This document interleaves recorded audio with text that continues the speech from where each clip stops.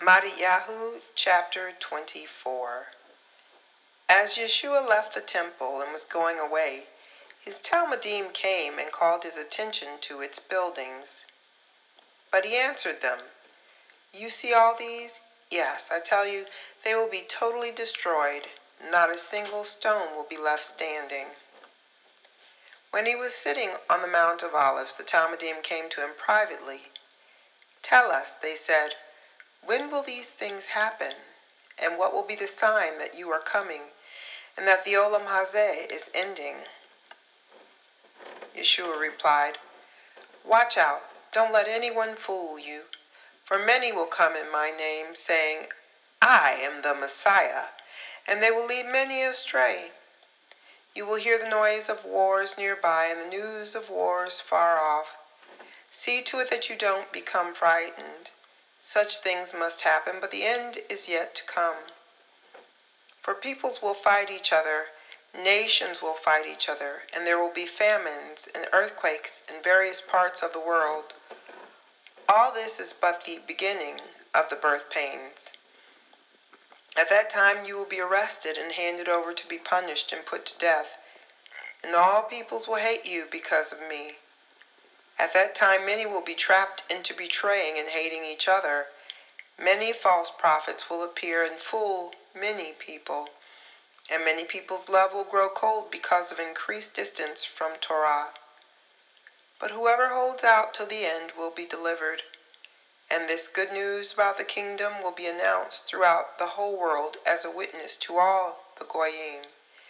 It is then that the end will come.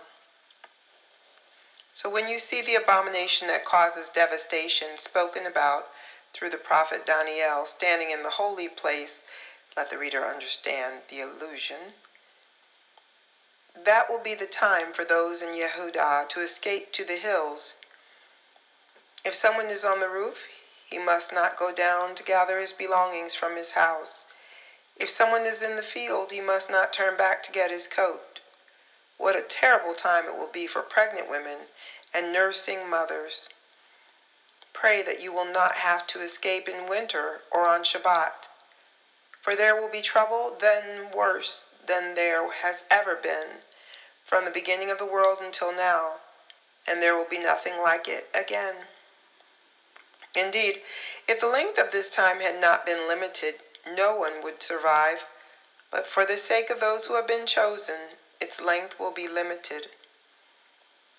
At that time, if someone says to you, 'Look, here's the Messiah,' or 'There he is,' don't believe him, for there will appear false messiahs and false prophets performing great miracles, amazing things, so as to fool even the chosen if possible.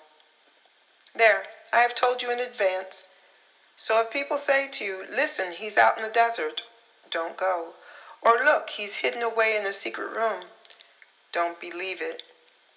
For when the Son of Man does come, it will be like lightning that flashes out of the east and fills the sky to the western horizon. Wherever there's a dead body, that's where you find the vultures. But immediately following the trouble of those times, the sun will grow dark, the moon will stop shining, the stars will fall from the sky, and the powers in heaven will be shaken. Then the sign of the Son of Man will appear in the sky. All the tribes of the land will mourn, and they will see the Son of Man coming on the clouds of heaven with tremendous power and glory. He will send out his angels with a great shofar, and they will gather together his chosen people from the four winds, from one end of heaven to the other. Now let the fig tree teach you its lesson. When its branches begin to sprout and leaves appear, you know that summer is approaching. In the same way, when you see all these things, you are to know that the time is near, right at the door. Yes, I tell you that this people will certainly not pass away before all these things happen. Heaven and earth will pass away, but my words will never pass away. But when that day and hour will come, no one knows, not the angels in heaven, not the Son, only the Father. For the Son of Man's coming will be just as it was in the days of Noah. Back then, before the flood, People went on eating and drinking, taking wives and becoming wives, right up till the day Noah entered the ark. And they didn't know what was happening until the flood came and swept them all away. It will be just like that when the Son of Man comes. Then there will be 2 men in a field, one will be taken and the other left behind.